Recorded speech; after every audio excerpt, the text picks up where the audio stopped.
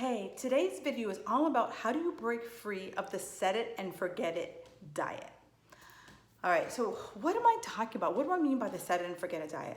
So many gurus out there will tell you that if you calculate your macros, your calories, that's all you have to do, and you're gonna eat that way for the rest of your natural born life. Well, how many of you have started down that route and then a few weeks later you're like, I'm not losing any weight. I don't even look any different. Like, what is going on? Right? That's what the diet industry sets you up for. And if everyone followed keto, Whole30, Weight Watchers, you name them all, and got results, there wouldn't be a new diet popping up every 5 minutes. True or false? So what I'm here to share with you is that it's not about setting the number once and just walking away and that's going to be your number for the rest of your life. What I want you to think about dieting is that it is an evolution, all right? Think about seasons. In the wintertime, I live in New England, in the wintertime, I'm gonna wear a coat. I would never think about going outside without a coat on. In the summertime, I don't wear a coat, right? So they're just like, I have different layers of clothing. Different seasons, different clothing. Same thing with when it comes to nutrition. And one of the things I always, as I work with my clients is that it's okay to cycle through your nutrition. Now, many people want to cycle their nutrition like every 5 minutes, but it's like, we all have times in our life. I have a client, she is an accountant. So pretty much from the end of February through May, she is just like in blinders on, doing everybody's taxes. So in that season, she isn't going to be going to the gym as she would normally do, and her eating is gonna be so-so. So during that time, we've come up with strategies to be like, what's possible for you in your crazy busy time of life?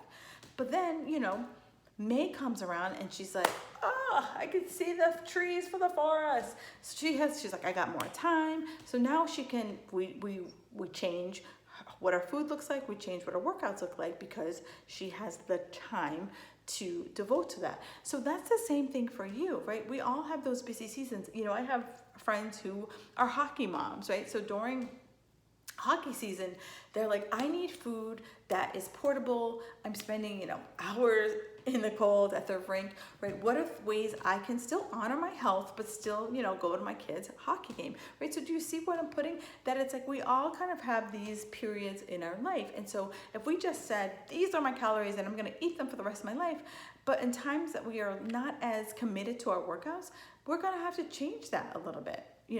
It's not gonna be this dramatic change. You're not gonna go from making these numbers up. You're not gonna go from 2,000 calories down to 1,000 calories, right? It's probably gonna be a small change, and it's something that we as client coach, we would talk about and we would work through a process. And so one of the biggest things that I see when people get frustrated, and trust me, I get frustrated too with myself. I get frustrated when I'm like, oh, what is going on with this client?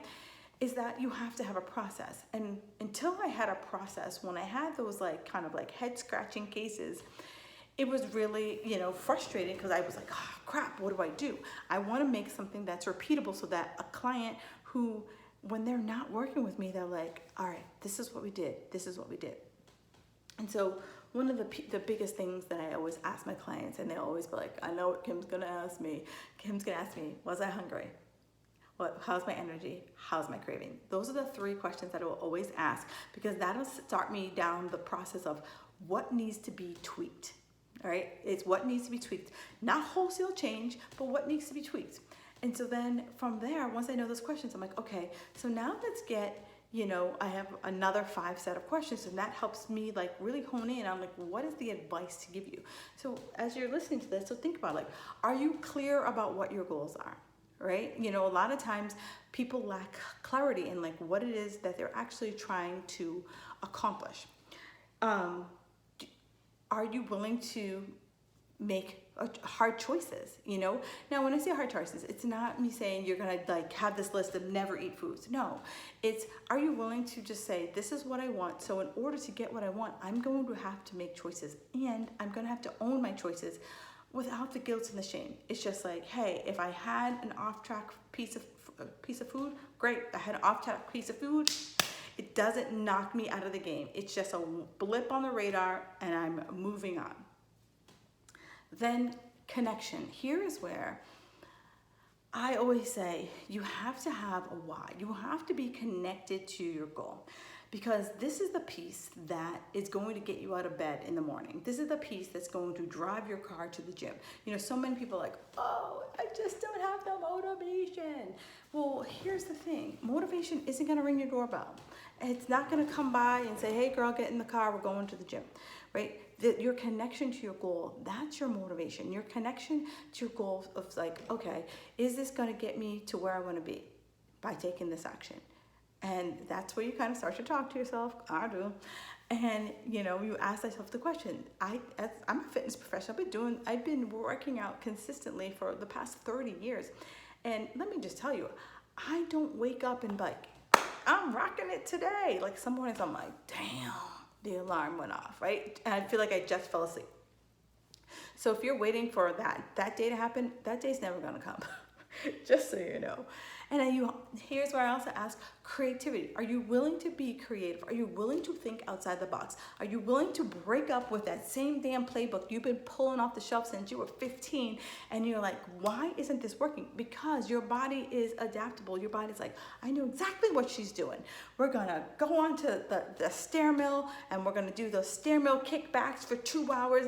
Then she's gonna feed me romaine lettuce with some tuna on it, and we're gonna go to bed hungry and pissed off, right? That's not gonna work anymore. So we have to get creative. We have to start to figure out the other levers we can pull in order to get you what you want, results. And then lastly, it's the courage to stick with it, because you're gonna get, technical speak here, squirrely, right? You're gonna get squirrely because you're gonna look on the scale and like you've been, doing these new things, these newfangled things for about 4 or 5 weeks, and you're like, the scale hasn't moved, my body hasn't changed, F it, I'm out.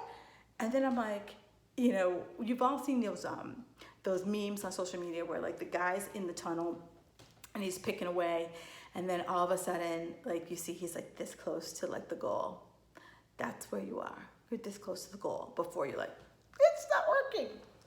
And you walk away, right? So I want you to keep digging through, and ultimately you're gonna get to the point where it's consistency, that this is what I do. Like, this is who I am, what I do, what I embody, right? So let me hear from you.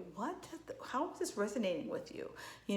Do you, where are these areas where you're like, I'm a little squishy on, I'm not as solid? Because when we start to get unsquishy, technical speak again, when we start to get unsquishy, we start to get clarity. And when we have clarity, we can start to make better decisions. We make decisions from information versus fear. And when we make decisions from information, we see possibilities.